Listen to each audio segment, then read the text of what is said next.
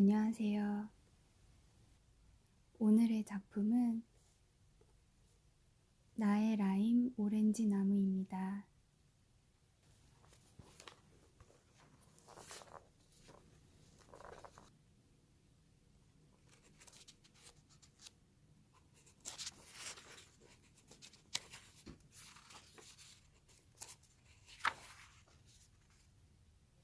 이런 식으로 되어 있고요. 색이 좀 낡았는데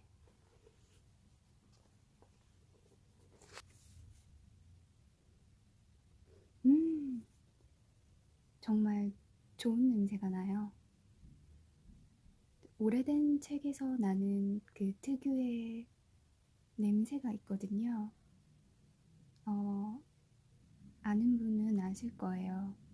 제가 헌책방을 되게 좋아하는데 그 헌책방 가면 그 옛날 책에서 나는 그 특유의 냄새가 있거든요. 그게 진짜 매력적이에요. 되게 중독성 있는 냄새거든요. 나의 라임 오렌지 나무. 가난의 여인 손가락. 그날 우리 집 식구들은 다시는 맞고 싶지 않은 울적한 만찬을 대하고 있었다.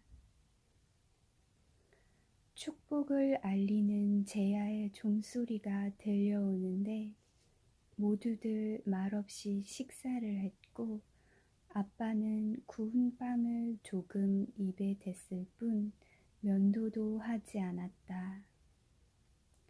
우리 식구들 중 자정미사에 가려는 사람은 아무도 없었으며 입을 열려는 사람조차 없는 최악의 상태였다. 아기 예수 탄생의 축복된 날이 우리 집에선 마치 추도회 날 같았다. 아빠는 모자를 휙 집어들고는 우리에게 축복의 말 한마디 남기지 않고 슬리퍼를 신은 채 그대로 나가버리셨다. 메리 크리스마스라는 말조차 못하시는 아빠의 마음을 난 조금은 알 수 있을 것 같았다.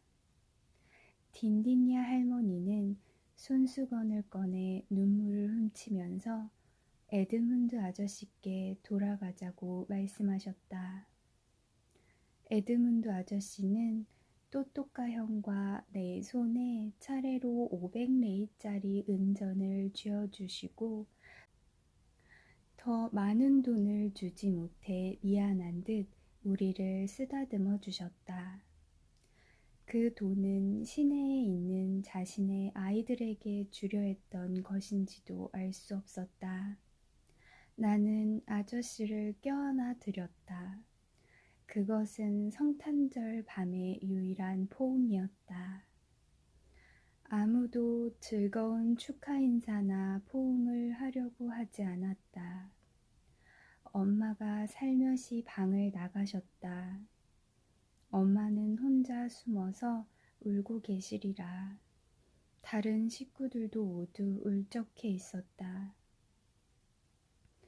라라 누나는 에드문드 아저씨와 딘딘야 할머니를 문간까지 배웅해드렸다.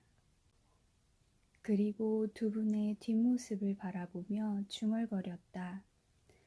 딘딘야 할머니는 더 이상 살기에는 너무나 늙고 지친 것 같아. 소리 없이 깊어가는 성탄절의 밤을 행복의 소리로 가득 채워 멀리 흘러넘치게 하는 성당의 종소리가 우리들을 더욱더 무거운 침묵 속으로 몰아넣고 밤하늘을 수놓은 불꽃들은 단지 다른 사람들만을 위한 것으로 보였다. 집 안으로 들어서자 글로리아 누나와 잔디라 누나는 설거지를 하고 있었는데 벌겋게 충혈된 눈을 불빛에서 피하면서 아무렇지도 않은 듯 또또까 형과 나에게 말했다. 이제 어린애들은 잘 시간이야. 어서 자야지.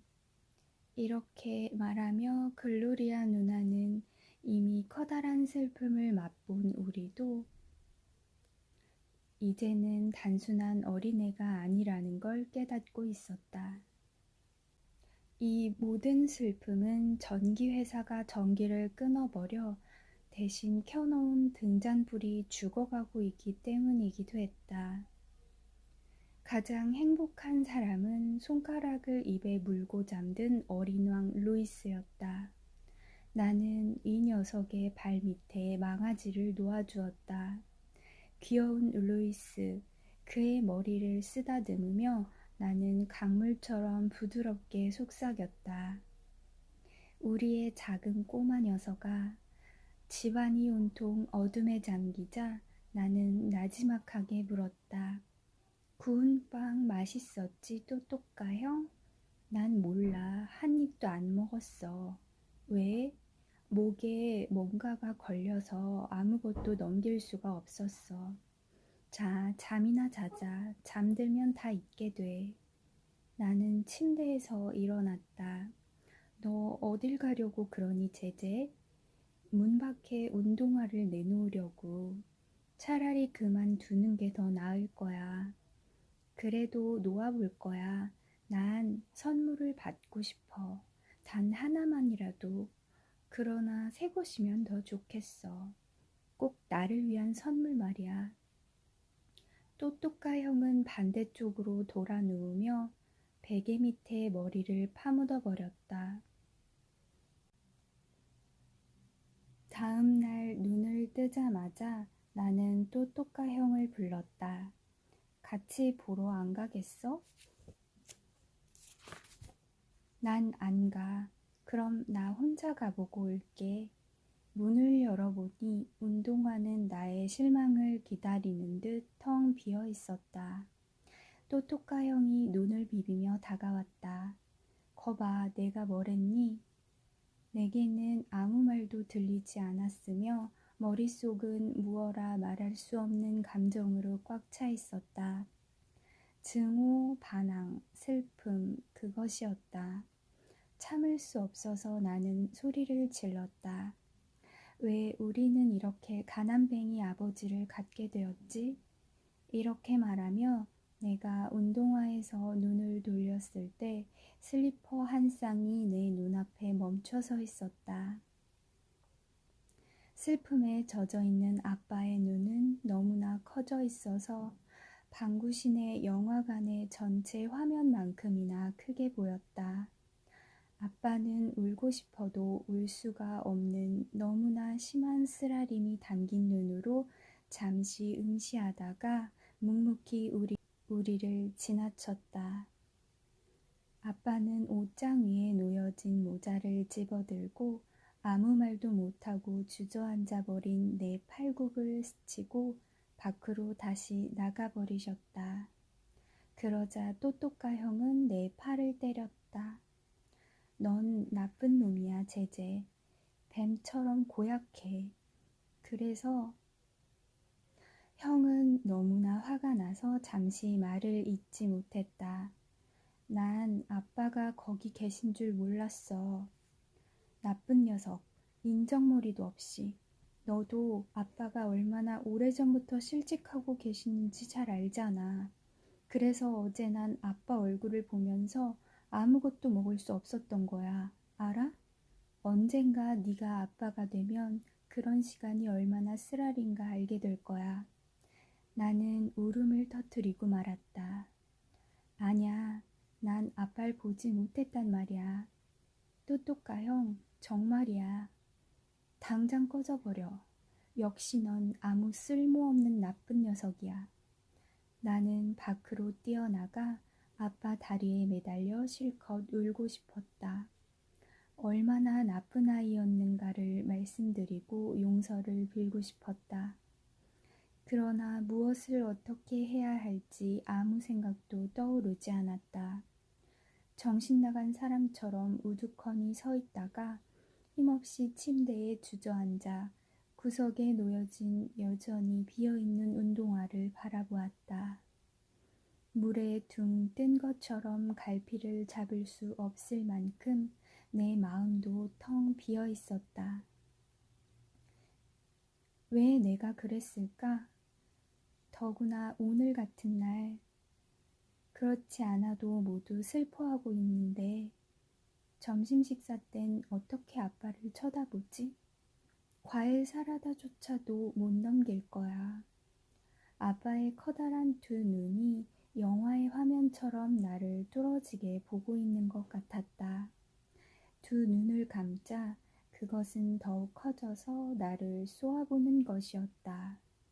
나는 구두통을 발꿈치로 툭툭 차다가 퍼뜩 좋은 생각을 해냈다.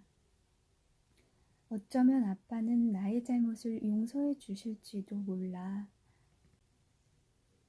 내 구두약은 이미 다 써버렸기 때문에 나는 또또카형의 구두통을 열고 검은 구두약 한 통을 꺼냈다. 나는 아무에게도 말하지 않고 집을 나왔다. 어깨에 맨 구두통의 무게를 느낄 수도 없을 만큼 슬픈 마음으로 거리를 걸어왔다. 나는 마침 아빠의 눈 위를 걷고 있는 것 같았다. 아빠의 눈에 한없는 고통을 주면서. 아직 이른 아침이었기 때문에 어른들은 자정미사나 만찬으로 아직도 자고 있는 것 같았다. 아이들만이 장난감을 서로 자랑하기도 하고 덜어는 사기도 하면서 놀고 있었다. 이런 모습들이 내 마음을 더 아프게 만들었다. 모든 아이들은 행복한데 저 애들 중 어느 누구도 내가 하는 일을 해본 애는 없을 거야. 나는 미제리아 이 포미 가게 근처에서 손님을 기다리기로 했다. 이 가게는 오늘 같은 날에도 문을 열고 있었다. 참 다행이구나 싶었다. 드나드는 손님들 중에서 누군가가 불러주기를 기다리며 앉아있노라니 파자마를 입고 슬리퍼를 신은 사람들 뿐 아무도 구두를 신은 사람은 없었다. 코피를 마시는 사람도 없었고 배고파 보이는 사람은 더욱 없었다. 배가 고파지면서 나의 마음은 점점 더 아파지는 것이었다. 뿌르그레스 거리까지 터벅터벅 걸어가 로젠베르크 빵집 앞까지 왔으나 역시 허탕이었다. 시간은 자꾸만 흐르는데 벌이는 한 푼도 못하고 하지만 해야만 되었다. 어떻게 해서든지. 점점 더워지기 시작하자 구두통의 어깨끈이 조여들어와 여러 번 바꿔매야 할 정도로 고통스러웠다. 목도 타구에서 시장 안에 있는 공동 수도로 가서 물을 마셨다. 되돌아 나와서는 나도 곧 들어가게 될 국민학교 교문 앞 층계에 털썩 주저앉았다. 구두통은 옆에 내려놓았다. 아무도 보는 사람이 없었기 때문에 나는 인형처럼 무릎에 머리를 기대고 할 일을 잃어버린 사람처럼 쭈그리고 앉아 있었다. 이대로 집으로 돌아갈 수는 없었다. 얼마쯤 됐는지 발로 구두통을 건드리며 나를 부르는 귀에 익은 목소리에 정신을 차려 쳐다보니 카지노의 문지기인 꽃깃녀 씨였다. 야, 구두 닦기, 돈은 안 벌고 잠만 자니? 그가 구두통에 발을 올려놓자 나는 먼저 헝겊으로 문질러 구두를 적신 다음에 좀 말린 후 조심스레 구두약을 발랐다. 아저씨, 죄송하지만 바지를 좀 들어주세요. 그는 요구대로 해주었다. 오늘은 좀 닦았니, 제제? 아니요, 오늘 같은 날은 아무도 닦으려 하지 않아요. 그럼 크리스마스 땐 어땠니? 별로였어요. 내가 손으로 상자를 가볍게 치자 그 소리에 맞추어 그는 발을 바꾸었다. 다 끝나서 구두통을 두드리니 그는 발을 내려놓았다. 얼마니 제재야? 20레이예요. 왜 그것밖에 안 받지? 모두들 40레이를 받는데 제가 인류 구두닦기가 되면 그렇게 받을 수 있을 거예요. 그렇지만 지금은 그렇지 못해요. 그는 500레이짜리 지폐를 내게 주었다. 나중에 주세요. 잔돈이 없어요. 아니야, 크리스마스 선물로 나머지는 너한테 주는 거야. 많이 닦아라, 제제. 즐거운 성탄절을 꽃깃요씨. 아마 그는 사흘 전에 있었던 장난감이 없어 돌려보낸 그 일 때문에 구두를 닦으러 일부러 왔는지도 몰랐다. 주머니 속에 든 돈은 잠깐 동안이나마 나에게 약간의 용기를 주었다. 어느덧 오후 2시가 되었다. 나는 행기를 이리저리 돌아다녔으나 손님은 여전히 없었고 먼지조차 터는 사람이 없었다. 누구도 돈 한 푼 주려 하지 않았다. 리오 상파울로의 도로변 전봇대에 기대어 서서 난 작은 목소리로 때때로 외쳐보았다. 구두 닦으세요. 구두 닦아요. 가난한 사람들의 크리스마스를 위해 구두를 닦으세요. 고급 승용차 한 대가 가까이와 멈췄다. 나는 어떤 희망도 갖지 않았지만 소리칠 기회를 얻었다. 구원의 손을, 선생님, 가난한 이들의 크리스마스를 도와주세요. 멋지게 차린 부인이 차 뒤편 좌석에서 나를 바라보고 있었다. 마음이 움직인 듯 그 부인이 동정어린 목소리로 말했다. 가엾기도 하지. 저렇게 어린 것이. 여보, 저에게 뭘 좀 주세요.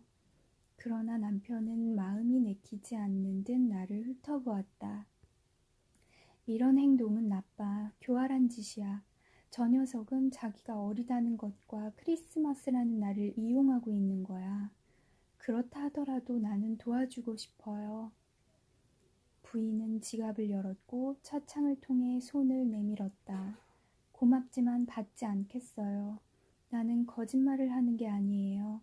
정말 돈이 필요해서 크리스마스에도 일을 하는 거예요.